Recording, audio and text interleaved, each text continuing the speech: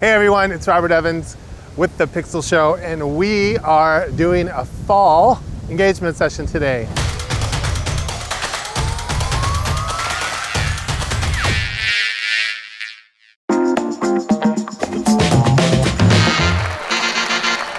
Hello everyone, it's Robert Evans, and welcome back to another episode of The Pixel Show. So on today's episode of What Camera Should I Get, we are going to talk about, you guessed it, the A7s III that I did an engagement shoot with. So this is going to be a fun show. We're going to talk about a few of the images first. I'm going to go through and show you some of the images, and then if you stay tuned till the end, we shot this one while I was shooting, so you can watch the whole shoot and get a better idea. So let's move on. If this is your first time to the Pixel Show, I'd love you to go back and look at some of our previous episodes. We do all sorts of things, from talking about gear, 20mm 1.8, which I shot in Las Vegas about a year ago, right when it came out. There's a great episode on there for holiday card tips. So you want to put out your best holiday cards, shoot the best images for your client, or if you happen to be someone that's putting out holiday cards, some of my tips on making a great holiday card. And then of course some of my other shows, like behind the scenes of some of my images, the story behind the images. I talk about some of my favorite images over the last 30 years. For this engagement shoot, I used 3 lenses. I used my Sony Zeiss 1.4. I used the 85-1.4 G Master and the 24-1.4 G Master as well. We started off, we went to the Minnesota Landscape Arboretum, and beautiful fall day. The only bad thing about it, it was a little windy, and I don't love the wind, and you'll hear me talk in the video where I kind of thought, well, maybe I'll cancel. But I let it work for me in that there were leaves blowing around, and they were having fun in the leaves, as you'll see. So this first image I just sort of like kind of a warm-up. This was probably actually like 1 or 2 shots in, but I just had them play and have fun, and this couple was really great at that. So this was an image where they're just sort of running, the leaves are blowing behind them. You'll be able to see that in the video if you watch that at the end. But I was at an 80 ISO, 800th of a second, 1.4. Nice, beautiful colors. This next image, a little bit more of a portrait, right? Engagement session with the 51.4. Again, they were really sweet together. I just sort of let them go, and probably one of the best couples that you don't have to give much direction to, although I will direct people when I want it, which you also see in the video. Again, we're still at an 80th ISO, 16th of a second, 1.4 wide open. And here I sort of placed them just off center, and I wanted to include 2 different colors in the fall, so you have the nice yellow trees in the foreground and the beautiful red ones in the background. And now I've switched to the 85-1.4, and this image here happened as I was switching lenses. So I went to switch lenses, and then they started to have a leaf fight, on their own, and I was just snapping images and letting them play. So it was cute. I really think that's important. Like, you shouldn't pose everything on your engagement shoot. You really want to have the couple's personality come out as well. So don't be afraid to take images, when they're not looking, or just of things that, you haven't given direction or asked them to do. Speaking of personality, so in this image, again, still with an 85, the groom-to-be was letting his personality come out. And I just thought this image, yes, I shot a nice portrait of them here. We had moved to a different location. I was shooting down a depth of trees. But as we started, he started acting goofy and having fun, and that's, I think those are some of the images that they may not put a big image on their wall of that, of course, or that's not going to be on their Christmas card or their engagement announcements, but they like it and it's fun, might be something for social media. So we shot at this area pretty quick. Once I did a couple images with the depth, I was over it and wanted to move on. All right, so still at the 85, the next thing we did is we went to get ice cream. So we left the Arboretum and we went to get some ice cream.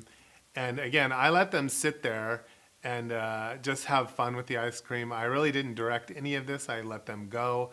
And that was the best. Like, some of the best images come from just letting your couples be themselves. So Again, we're still at 80th ISO, 400th of a second at 1.4.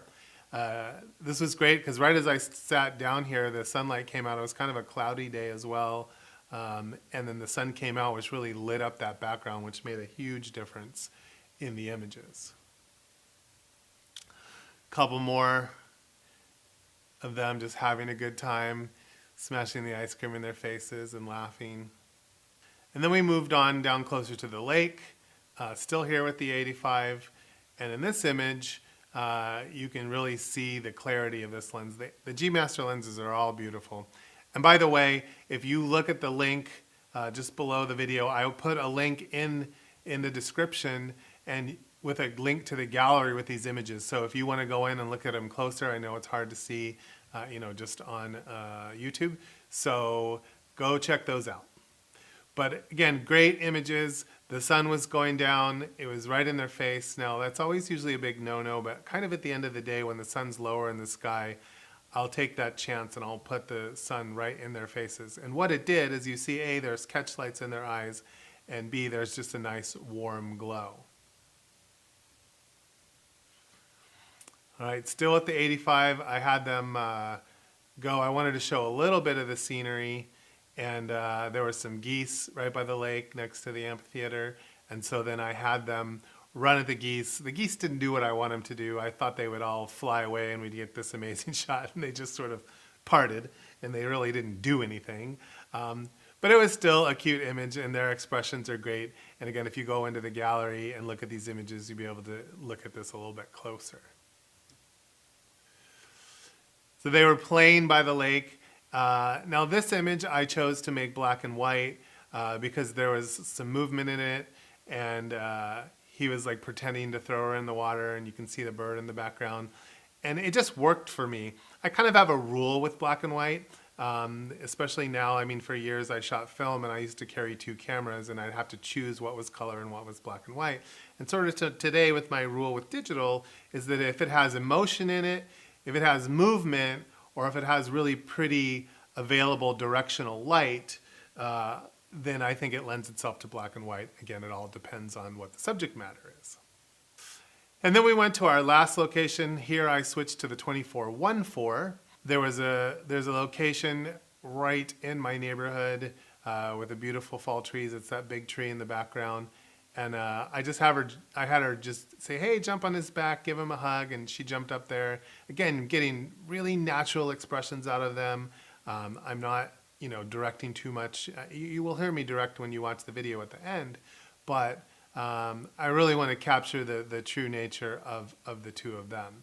So 80th ISO didn't change that all day long, 125th, 1.8.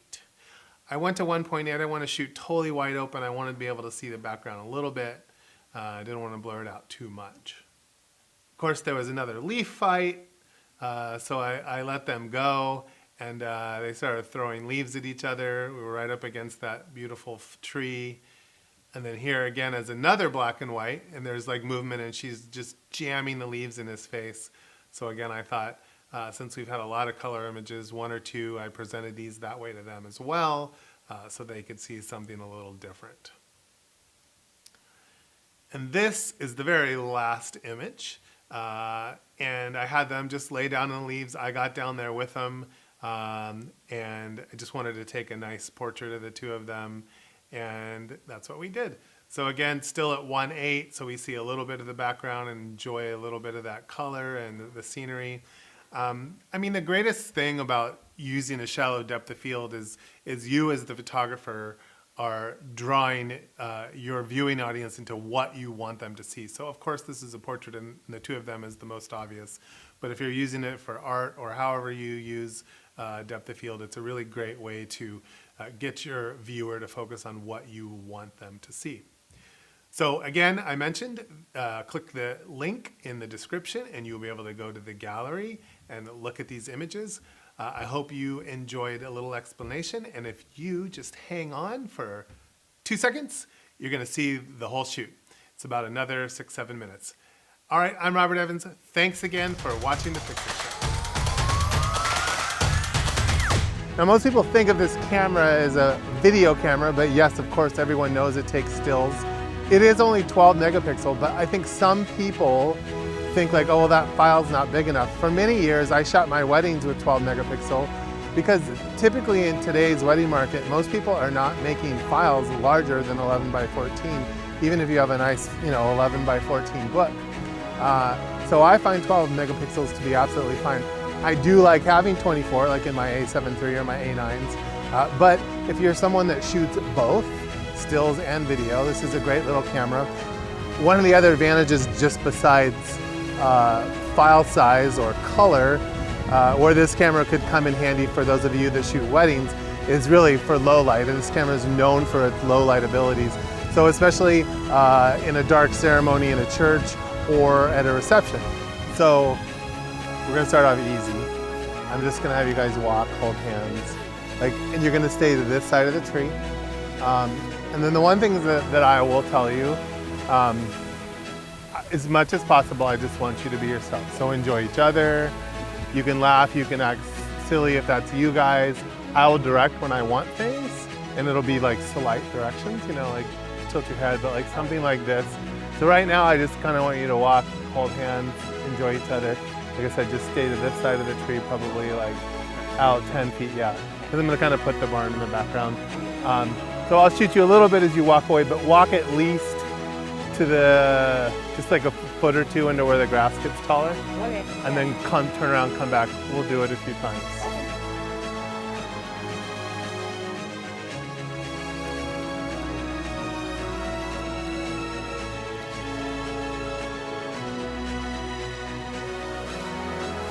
Let's go just over here. There's a really pretty red tree, but it's not even this one, it's one over. It's like super red.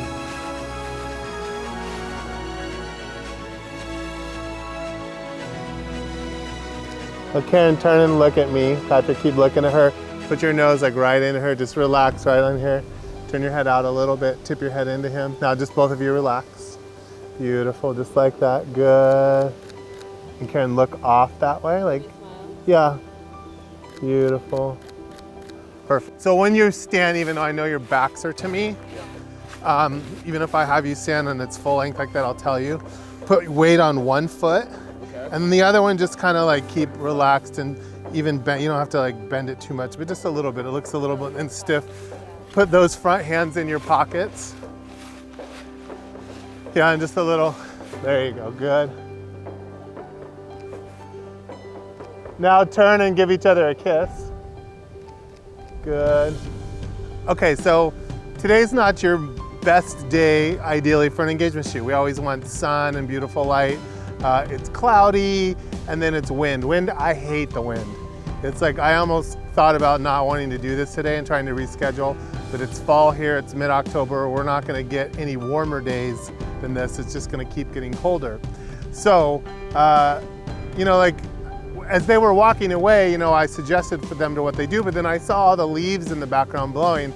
And so now I'm gonna use the wind to my advantage. I mean, as much as I don't like it, then because it's windy, you see these leaves blowing and how pretty it is.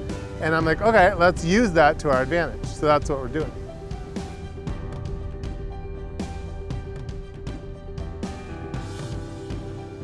Just like that, give each other a hug, but turn your faces to me, cheek to cheek. Good, right there. Beautiful. Do it again, but Karen, flip your hair so when you come up, you don't get blocked.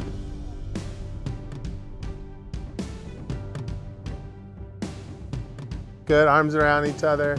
Remember what I told you about the legs? Patrick, turn in just a little bit, yep. Little bend, beautiful. Good. Heads together, just relax. Give each other a kiss. Good, eyes back to me. Good.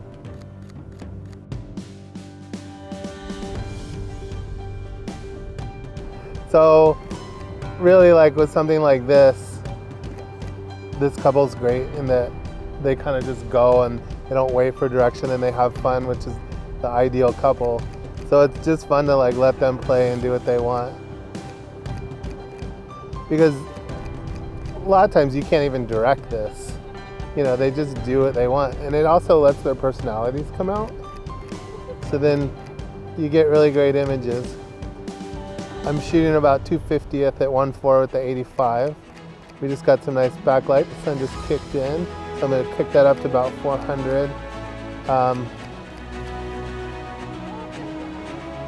And again, we mentioned we're shooting with the A7s III. I'm at 80 ISO. Because of course I'm at 1.4.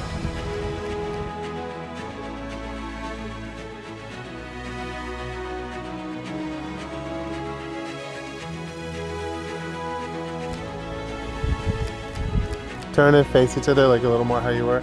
Pull it right into each other, good. Now turn your heads to me, just turn up, good, just right there, beautiful.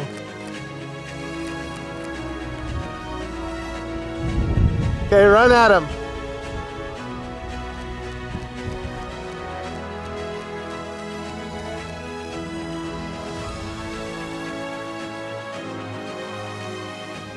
Karen, just like scoot in next to him, cuddle up. Throw your hair behind you just so I see it, if you can't. Or actually you should switch sides because of her hair. And the wind. Good.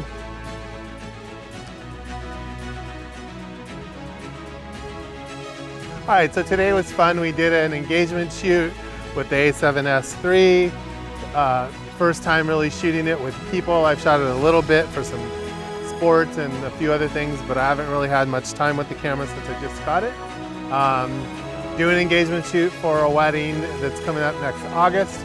But I think one thing that made this particular shoot good was that they are very comfortable in front of the camera, and maybe not in front of the camera, but they're comfortable being themselves and in their own bodies. They're not so worried about what they look like or stiff, or, I mean, if that's like one piece of advice that I could give any couple is just be like that. Be yourself, play, enjoy each other, because any photographer, hopefully, that knows what they're doing is gonna capture great images if you're just yourself, because that stuff's really hard to direct.